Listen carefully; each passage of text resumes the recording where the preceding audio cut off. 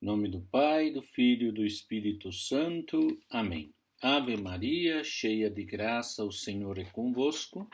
Bendita sois vós entre as mulheres, e bendito é o fruto do vosso ventre, Jesus. Santa Maria, Mãe de Deus, rogai por nós, pecadores, agora e na hora de nossa morte. Amém. Santo anjo do Senhor, meu zeloso e guardador, se a ti me confiou a piedade divina, sempre me rege, me guarde, me governe, me ilumine. Amém. Espírito Santo, iluminai-nos. Ainda no capítulo 3, a Idade de Ouro, século IV e V, vamos falar sobre a Antioquia cristã. É um tema muito pequeno, mas muito bonito. Só de falar que estudaremos São João Crisóstomo já é grande, né? Então peguem comigo na página 124, é um grande aperitivo. Peço que vocês me acompanhem, são 5 páginas, mas muito ricas. Diz assim, 124, Antioquia, banhada pelo Orontes e cercada de montanhas, capital da Síria, era célebre por seus monumentos. Terceira cidade do Império, foi ornada pelos romanos de avenidas ladeadas de estátuas, de templos, de teatros, de termas e de um estádio.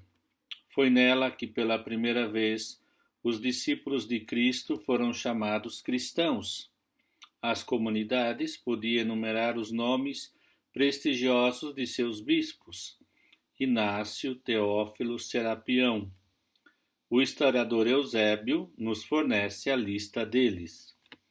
Muitos foram seus mártires, o que ocasionou a multiplicação dos lugares de peregrinação. A perseguição de Diocleciano foi particularmente dolorosa. Aqui ainda é longa a lista dos mártires, sacerdotes, mulheres e virgens. João Crisóstomo descreve a cidade como cercada pelas relíquias de mártires, à semelhança de uma muralha. No começo do século IV, o bispo da cidade, Eustato, foi um dos defensores declarados da fé de Nicéia.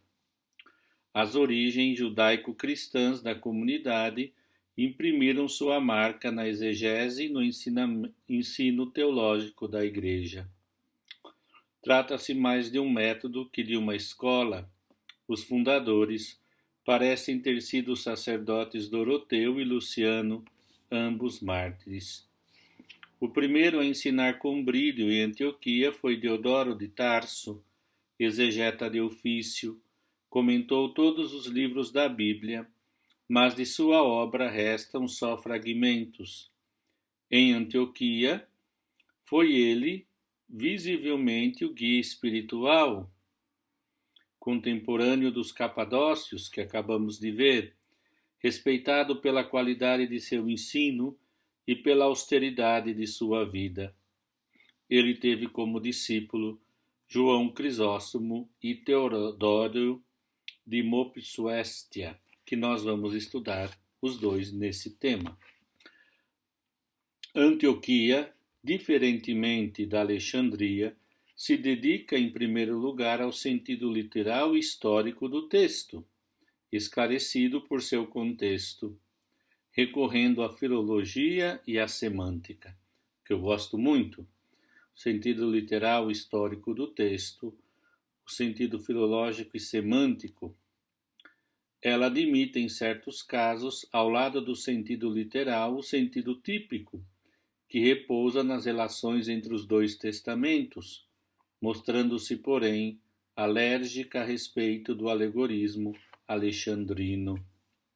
Na verdade, encontramo-nos diante de duas abordagens complementares que teriam ganhado se harmonizassem. As querelas e as rivalidades, por postos importantes, vão impedir o diálogo, provocar excessos de linguagem de um e de outro, e introduzir no debate elementos indignos da pesquisa teológica. A história dramática de São João Crisóstomo é uma ilustração disso. Então, aqui, a escola de Antioquia, na interpretação da Escritura, recorre ao sentido literal do texto, o sentido das palavras, porém, não aceita, por questões várias, sempre, se vocês percebem em todos nós um pouco, o orgulho, o pecado original, que nos impede muitas vezes de vermos a beleza e a harmonia que podemos ter com a tese do outro. Antioquia e Alexandria se debatem nesta forma de interpretação. E aqui ele chama a história dramática de São João Crisóstomo. Vamos ver o que significa isso no que se refere a este método elaborado do texto da Escritura. E, sobretudo, aqui, ver São João Crisóstomo no seu contexto. Página 125 em diante, vocês me acompanham, por favor. Nascido, sem dúvida, em 344, de família de condição elevada, João perdeu seu pai bem cedo e foi educado por sua mãe Antusa, mulher muito religiosa. Segundo toda a probabilidade, o jovem foi discípulo do célebre sofista Libânio, glória de Antioquia. João recebeu o batismo em 368, renunciou à carreira de advogado e se pôs na escola de Diodoro, consagrando-se à exegese e à vida cética. Fez amizade com Teodoro de Mopsuestia e tornou-se leitor da igreja de Antioquia. Desejoso de uma vida mais perfeita, João Crisóstomo deixou a cidade e se colocou sob a direção de uma asceta, vivendo solitário numa gruta durante 2 anos. Datam provavelmente dessa época seus livros contra os adversários da vida monástica, da virgindade e a uma jovem viúva. Esgotado pela penitência, voltou para Antioquia, onde foi ordenado diácono em 381, e 5 anos mais tarde sacerdote. Para se preparar, escreveu sobre o sacerdócio, que é um clássico da Igreja, que eu convido vocês a folhearem. Excepcionalmente dotado para a palavra, consagrou-se à pregação, o que fez a sua reputação. Uma grande parte de suas homilias sobre o Antigo e o Novo Testamento datam dessa época feliz. O renome de João fez com que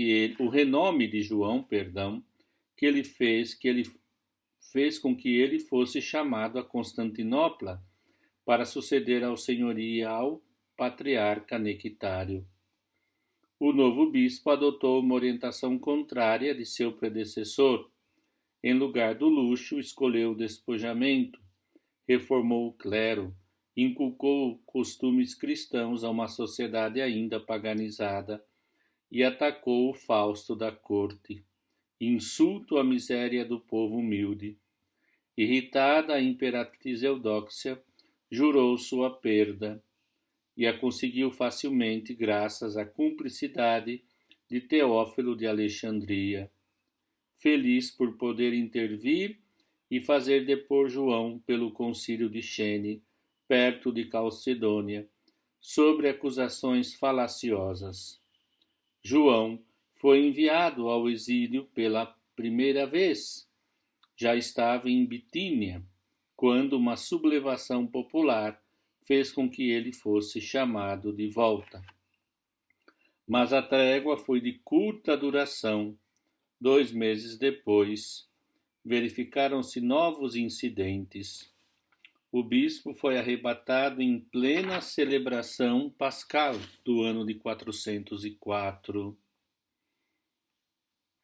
Depois, definitivamente enviado para o exílio em Cucuzo, na Baixa Armênia, e em seguida para a fortaleza de Arabiço, na extremidade oriental do Mar Negro. Ele não chegou até lá, tendo morrido esgotado em 14 de setembro de 407, dizendo: Glória a Deus por todas as coisas. O homem da Escritura, página 126. Todo tempo livre que tiveres, consagra-o à Escritura. O discípulo de Deodoro não cessa de ler, de meditar, de pregar a Bíblia. Nem o outro escritor antigo nos deixou tantas homilias sobre os livros do Antigo e do Novo Testamento, num total de quase 60 homilias. Só ele comentou todas as epístolas de Paulo, seu autor preferido, que ele relia sem cessar. Comentou também o Evangelho de Mateus e o de João, mas o apóstolo continua sendo sua leitura e sua referência. Ele vive impregnado do seu espírito.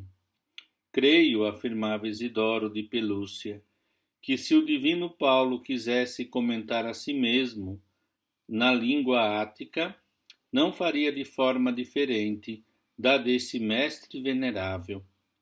De tal modo, se assinala a sua exegese da Epístola aos Romanos por sua vida, por sua beleza e pela perfeição do estilo. Longe de reservar a Escritura ao clero, João afirma que o povo cristão tem mais necessidade dela do que os monges. Que cada um, ao voltar para casa, tome a Bíblia em suas mãos e medite sobre as coisas que leu, se quer tirar da Escritura benefícios duradouros. E em outra passagem, não procures outro mestre, tens a palavra de Deus, nenhum outro te instruirá como ela. Aluno da escola exegética de Antioquia, João, longe de minimizar o esforço intelectual, insiste no trabalho e no estudo. Privilegia o sentido literal e histórico, inútil entender no Salmo 149. O tambor e o saltério da mortificação da carne e da meditação sobre o céu, como fazem os alegoristas. Esse versículo convida simplesmente a cantar com júbilo a glória de Deus. Isso não impede que o bispo, com a tradição, veja no sacrifício de Abraão uma figura do sacrifício da cruz. Aqui está um pouquinho o homem da Escritura, e então ele vai no sentido literal histórico e, mesmo fazendo um pouco de alegoria, é avesso a ela. O defensor dos pequenos e dos pobres, página 126. Acompanhe comigo.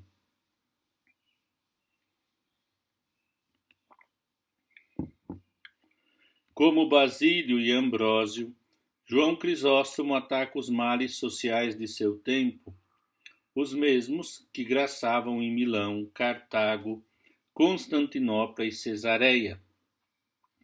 Ele não se contenta de viver como asceta, mas é solidário da miséria dos abandonados. Solidário. Acusa o luxo desenfreado da corte e da classe abastada e a cupidez dos ricos. Mulos transportam fortunas e Cristo morre de fome diante da tua porta. Poucos pastores tiraram da Eucaristia melhor do que João o fundamento da justiça social e da caridade para com os deserdados. E diz ele, olha que lindo, veneras o altar da igreja quando o corpo de Cristo desce sobre ele. Mas o outro, que é o corpo de Cristo, tu desprezas e o tratas com indiferença, enquanto ele morre de fome. O educador da fé e o pastor. Muito lindo, me comove. São João Crisóstomo foi festejado como orador, de modo que nas margens do Orontes, o mundo antigo pensou ouvir novamente os acentos de Demóstenes. Ele, longe de sacrificar a eloquência, colocou-se a serviço do Evangelho e do povo cristão.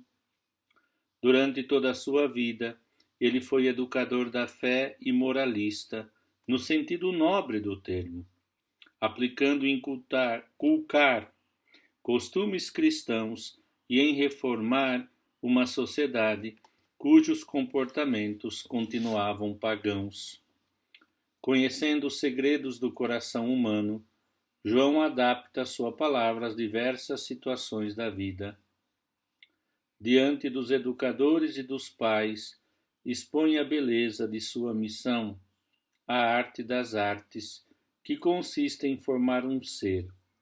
Dele vem a expressão: o lar cristão é uma pequena igreja, a igreja doméstica.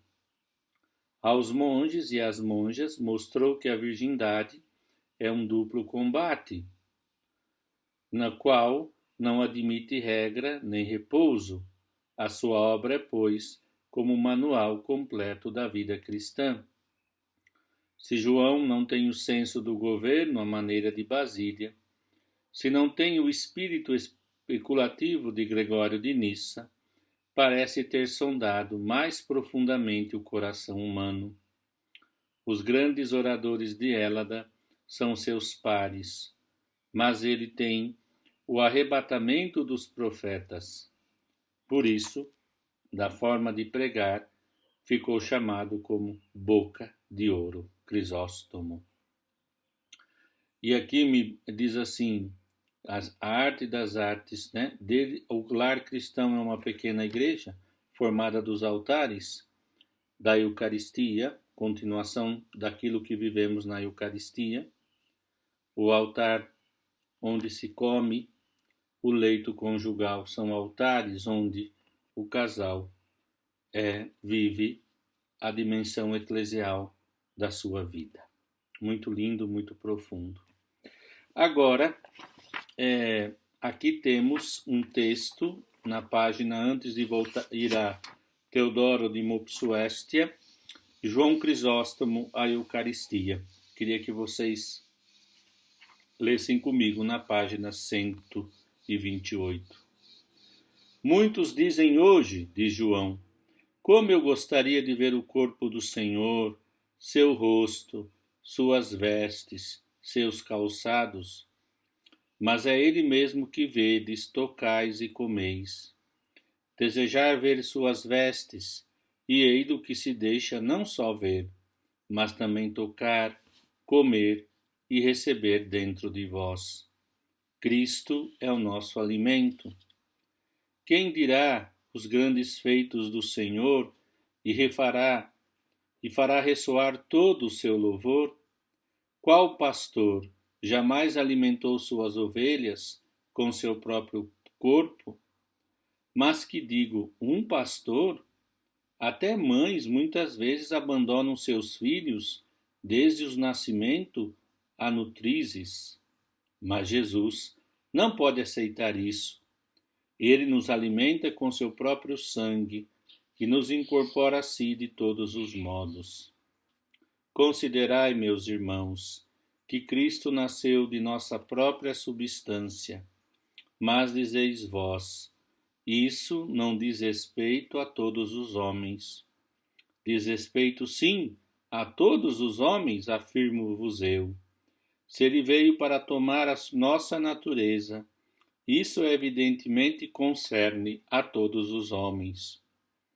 E se ele veio por todos, veio também por cada um em particular. Por que então dizeis vós, nem todos receberam o fruto dessa vinda? Não se deve acusar aquele que o deseja para todos. A culpa deve ser lançada naqueles que não querem recebê-lo, porque em seus méritos Jesus se une a cada um dos seus fiéis. Ele os fez renascer, alimenta-os de si mesmo, não os abandonando ao outrem, e assim os convence uma vez mais que verdadeiramente tomou nossa carne. Não sejamos indiferentes depois de termos recebido as provas de tão grande honra e de tão grande amor. Vede vós com quanta vivacidade as criancinhas se atiram ao seio e com que apetite mamam em suas nutrizes? Imitemo-las aproximando-nos desta mesa e mamando a bebida espiritual. Mas recebemos com mais ardor, como criança aos seios, a graça do Espírito, e que nossa única pena seja de sermos privados desse alimento. Uma mesma ceia, o que vos é oferecido aqui, não provém do poder dos homens. Jesus, que fez outrora essas maravilhas durante a ceia, é o mesmo que as faz ainda agora. Ocupamos aqui o lugar de seus servos, mas aquele que santifica essas oferendas e as transforma é ele. Que nenhum Judas, nenhum avaro assista a elas. Não sois de seus discípulos? Ide-vos daqui. Essa mesa não acolhe pessoas como vós. Eu vou celebrar a Páscoa com meus discípulos. A mesa está aqui. É a mesma e não é menor. Por que não se pode dizer que Cristo criou uma e os homens outra? Mas ele fez também esta. Aqui está a mesma sala onde eles estavam então. Foi daqui que eles partiram para o Monte das Oliveiras. Partamos também nós para ir encontrar as mãos dos pobres, porque eles são o nosso Monte das Oliveiras. Olha que lindo. Sim, a multidão dos pobres é como uma plantação de oliveira plantada na casa de Deus. É nele que escorre pouco a pouco o óleo que nos será necessário em nossa morte, o óleo que 5 virgens tinham consigo, e as outras que não vigiaram se esqueceram dele e pereceram. Unamo-nos, meus irmãos, desse óleo e vamos com lâmpadas resplandecentes ao encontro de nosso esposo. Então está aqui o homem da Eucaristia também, que une o amor aos pobres. Todos nós somos pobres e precisados de Cristo e devemos também amar os nossos irmãos. Leiam depois com carinho também esse texto, caso não tenham ainda assimilado tudo, por favor. Então agora vamos ver o último de Antioquia, Teodoro de Mopsuestia. A história foi severa e sem dúvida injusta com o amigo de João Crisóstomo, o bispo de Mopsuestia, originário como ele de Antioquia, onde foi discípulo do sofista Libânio. Ordenado sacerdote, tornou-se depois bispo de Mopsuestia na Cilícia, em 392. Adquiriu reputação de estudioso, especialmente de exegética e de ortodoxia. É considerado o maior mestre de Antioquia. Vira a página 129. Implicado depois de sua morte nas querelas cristológicas, alvo privilegiado dos monofisistas, foi condenado com Diodoro no concílio de Constantinopla em 553,